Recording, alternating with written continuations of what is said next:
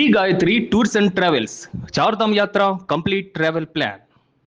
దేశంలో కమ్యూనిస్టు ప్రభుత్వాల శకం ముగిసింది. 5 దశాబ్దాల తర్వాత ఏ ఒక్క రాష్ట్రంలోనూ ఎర్ర జెండా పాలన లేదు. 1977 తర్వాత మొదటిసారి కమ్యూనిస్టులు సీఎంగా లేని పరిస్థితి అయితే ఉంది.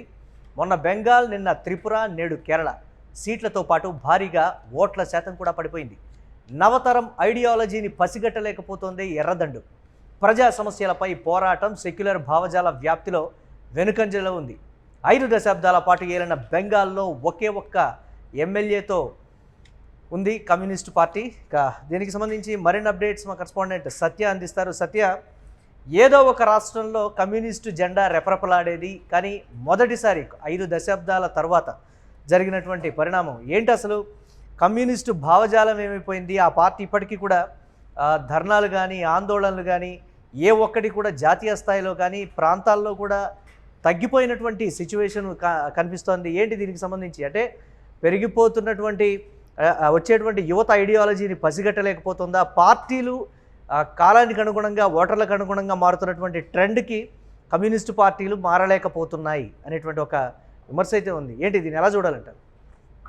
మురళి, ప్రధానంగా అన్ని పార్టీలకు ఏదైతే ఒక శకం అనేది ఉంటుంది, ఖచ్చితంగా దేశ రాజకీయాల్లో దాదాపు 70 ఏళ్లకు పైగా క్రియాశీలక పాత్ర పోషించినటువంటి పార్టీ కమ్యూనిస్ట్ పార్టీ సిపిఐ కావచ్చు, సిపిఎం కావచ్చు, ఆర్ఎస్పీ కావచ్చు, వాళ్ళ వామపక్షాలు కూడా చాలా ఉన్నాయి. ఇవన్నీ పార్టీలు కూడా దాదాపు దేశంలోనే అత్యధికంగా మరి 70 సంవత్సరాల వరకు కూడా పరిపాలించిన పరిస్థితి కనబడతా ఉంది. ప్రస్తుతం ఈ సంవత్సరం నాటికి కనుమరుగైపోయిన పరిస్థితి కనబడతా ఉంది. అయితే గతంలో ఏదైతే బెంగాల్ కావచ్చు, కేరళ కావచ్చు, అలాగే త్రిపుర కావచ్చు, ఈ 3 రాష్ట్రాల్లో పెద్ద ఎత్తున వాళ్ళు సుదీర్ఘ కాలంగా పరిపాలన చేసిన పరిస్థితి ఉంది. దాదాపు ఏదైతే ఇప్పుడు కాదు, గతంలోనే 1951-52లో సార్వత్రిక ఎన్నికల్లో ఎక్కువ సీట్లు సాధించి ఒక పెద్ద పార్టీగా అవతరించినటువంటి ఈ పార్టీ కమ్యూనిస్ట్ పార్టీ ప్రస్తుతం మరి కనుమరుగైపోయిన పరిస్థితి కనబడతా ఉంది. చాలా రకరకాల ఈక్వేషన్స్ ఉన్నాయి. సో బెంగాల్లో దాదాపు 34 సంవత్సరాలు పరిపాలించారంటే అర్థం చేసుకోవాలి వాళ్ళ పరిపాలన తీరు కావచ్చు, ఇవన్నీ కూడా ఏ విధంగా ఉండేది గతంలో అనేది అర్థం చేసుకోవాలి. దాదాపు త్రిపురలో కూడా సేమ్ 25 సంవత్సరాలు మరి పరిపాలన చేశారు. ఏదైతే 1993 నుంచి 2018 వరకు కూడా మరి వాళ్ళు పరిపాలన చేశారు. సో ఈ విధంగా అంటే అంత చాకచక్యంగా పరిపాలన చేసినటువంటి కమ్యూనిస్ట్ పార్టీ, ఈ లెఫ్ట్ భావజాలంలో ఉన్నటువంటి ఈ కమ్యూనిస్ట్ పార్టీ ఖచ్చితంగా ఎక్కడో కొంత పార్టీ సిద్ధాంతాలు కావచ్చు, పార్టీకి సంబంధించినటువంటి ఇప్పుడు కొత్తగా లేటెస్ట్ వచ్చినటువంటి ఇవన్నీ కూడా మరి ఆ ఆవరణలో తీసుకోలేకపోయిందా అనేది ఒక అంశం. దాంతో పాటు 2011 నుంచి అప్పటి వరకు బాగానే ఉంది. సో ఈ క్రియాశీలకంగా ఉన్నటువంటి ప్రాంతాల్లో ఈ 3 రాష్ట్రాల్లో కూడా వాళ్ళ బాగా ఉండేది. ఈ 2011లో ఏదైతే ఒకటి వెస్ట్ బెంగాల్లో వచ్చినటువంటి ఈ తీర్పు ఏదైతే ఉందో ఖచ్చితంగా అక్కడి నుంచే ఈ సిపిఐ ఈ కమ్యూనిస్ట్ పార్టీల పతనం అనేది మొదలైందని చెప్పుకోవచ్చు. ప్రధానంగా వెస్ట్ బెంగాల్ లెఫ్ట్ ప్రభుత్వంలో నందిగాం కావచ్చు, సింగూర్ కావచ్చు, ఆ ప్రాంతాల్లో ఒక భూసేకరణకు సంబంధించినటువంటి నిరసనలు వెల్లువెత్తాయి. దాన్ని మమత ఎన్కాష్ చేసుకుంది. మమత నేతృత్వంలో తృణమూల్ కాంగ్రెస్ పరివర్తన అనే ఒక ఉద్యమాన్ని తీసుకొచ్చిన పరిస్థితి ఉంది. ఆ నినాదంతో మరి ముందుకెళ్లారు. కమ్యూనిస్టులను దారుణంగా ఓడించిన పరిస్థితి ఉంది. అయితే దాదాపు 294 సీట్లతో అధికారంలో ఉన్నటువంటి సిపిఐని 62 సీట్లకే పరిమితం చేసిన పరిస్థితి కనబడతా ఉంది. అయితే మొత్తం కూడా ఇలాగే ఇటు పశ్చిమ బెంగాలే కాకుండా త్రిపురలో కూడా ఖచ్చితంగా అదే తీరుంది. అధికారంలో ఉన్నప్పటికీ కూడా ఖచ్చితంగా కొంత డెవలప్మెంట్ కావచ్చు, మారుతున్న సమీకరణలు కావచ్చు, ఇవన్నీ కూడా చేయలేకపోయారు. అందుకే మరి అధికారాన్ని కోల్పోయారు అనేది తెలుస్తుంది. అయితే గతంలో ఏదైతే ఈ కేరళకు సంబంధించి కూడా పెద్ద ఎత్తున మరి కేరళ 2 సార్లు వాళ్ళు విజయాన్ని అందుకున్నారు.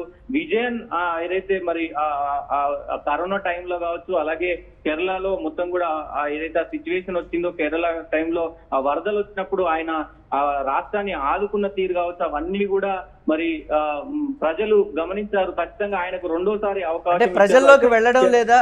అంటే ప్రజల్లోకి వెళ్ళడం లేదా? గతంలో ప్రజా సమస్యల మీద ఉవ్వెత్తున దేశవ్యాప్తంగా పిలుపునిచ్చినప్పుడు కూడా కదిలి వచ్చినటువంటి జనం కానీ, లేకపోతే ప్రజల నుంచి వచ్చిన స్పందన కానీ, లేకపోతే కార్యకర్తల విషయంలో గతంలో విపరీతంగా కార్యకర్తలు ఉండేవాళ్ళు. ఇప్పుడు ఆ కార్యకర్తలు కూడా ఇతర పార్టీలకు వెళ్ళిపోవడం, కార్యకర్తలు కూడా కనుమరుగైపోవడం, ప్రస్తుతం కమ్యూనిస్టు పార్టీలు అవలంబిస్తున్నటువంటి ఆ సిద్ధాంతాలు అనేవి ఇప్పుడున్నటువంటి జనరేషన్కి నచ్చకపోవడం అనేది కూడా ఒక ప్రధాన కారణంగా ఉంది కదా. అసలు దీని మీద పార్టీలో ఏమైనా విశ్లేషణ జరుగుతుందా అంటే ఏంటి, దానికి సంబంధించి ఎలా చూడాలి? ప్రధానంగా ఆ వైపు మరి కమ్యూనిస్ట్ పార్టీ అడుగులు వేస్తుందా అంటే ఖచ్చితంగా కొంత వెనుకబడి ఉంది, చాలా వెనుకబడి ఉంది, కొంతగా చాలా వెనుకబడి ఉంది. మనం కొన్ని గణాంకాలు కనుక చూస్తే 2001లో ఏదైతే 192 సీట్లు గెలిచారో వాళ్ళ ఓటింగ్ శాతం అనేది 47 పాయింట్ చేంజ్ ఉంది. సో అదే 2006కు వస్తే 48 పాయింట్ చేంజ్ ఉంది, 227 సీట్లు గెలిచారు. ఎంత మెజారిటీ ఉంది బెంగాల్లో, ఎంత మెజారిటీ పీపుల్ ఆ పార్టీని ఆవహించారు అనేది చూడొచ్చు. దాని తర్వాత 2011లో 39 ఓటు శాతం ఉంది, 2016కు వచ్చేసరికి 26 శాతానికి పడిపోయింది, 2001కి వచ్చేసరికి ఒక్క సీటు కూడా గెలవలేదు. సో దాంతో పాటు 5.7కి పడిపోయింది. ఇప్పుడు 2026లో నిన్న ఓపెన్ అయినటువంటి రిజల్ట్ లో మరి ఒక సీటు గెలిచినప్పటికీ కూడా కేవలం 4.45 ఓట్ షేరింగ్ అనేది చూడండి, ఎక్కడ దాదాపు 50% ఓట్ షేరింగ్ అనేది ఉంది, ఎక్కడ 4.5% అంటే రాష్ట్రంలో అటు మొత్తం కూడా దేశంలో ఈ సిపిఐ పార్టీ పరిపాలించిన ఇటు త్రిపురలో కూడా సేమ్ అదే విధంగా ఉంది. 2003లో 50% కంటే పైన ఉన్నటువంటి ఓటింగ్ శాతం 2023కు వచ్చేసరికి ఖచ్చితంగా 26% పడిపోయిన పరిస్థితి కనబడుతోంది. అంటే పరిస్థితులకు అనుగుణంగా ఖచ్చితంగా సిపిఐ కానీ సిపిఎం కానీ ఆ మావోయిస్ట్ భావజాలు ఉన్నటువంటి పార్టీలు ఏవి కూడా క్రియాశీలకంగా వ్యవహరించలేదు.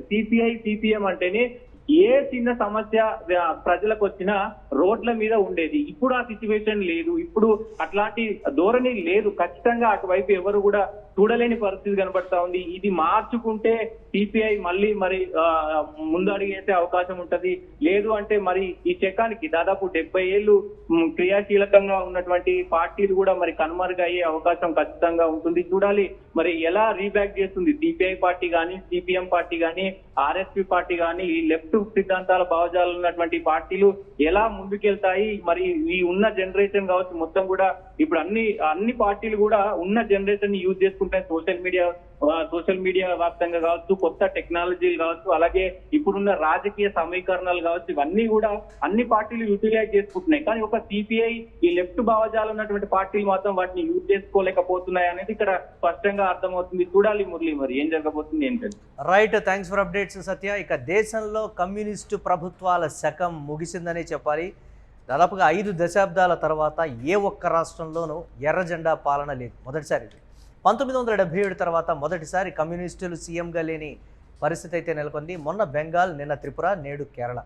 సీట్లతో పాటు భారీగా ఓట్ల శాతం పడిపోవడం కూడా కమ్యూనిస్టు పార్టీ నేతలు, కార్యకర్తలు కింద ఆందోళన అయితే నెలకొంది. నవతరం ఐడియాలజీని ఎర్రదండు పసిగట్టలేకపోతోంది అనేది ప్రధాన సమస్య. ప్రజా సమస్యలపై పోరాటం, సెక్యులర్ భావజాల వ్యాప్తిలో కూడా వెనుకంజలో ఉంది కమ్యూనిస్టు పార్టీ అనేటువంటి మాట. 5 దశాబ్దాల పాటు ఏలినటువంటి బెంగాల్లో ఒకే ఒక్క ఎమ్మెల్యేతో ప్రస్తుతం సరిపెట్టుకుంది అని అంటే ఏ విధంగా ఉందో అర్థం చేసుకోవచ్చు.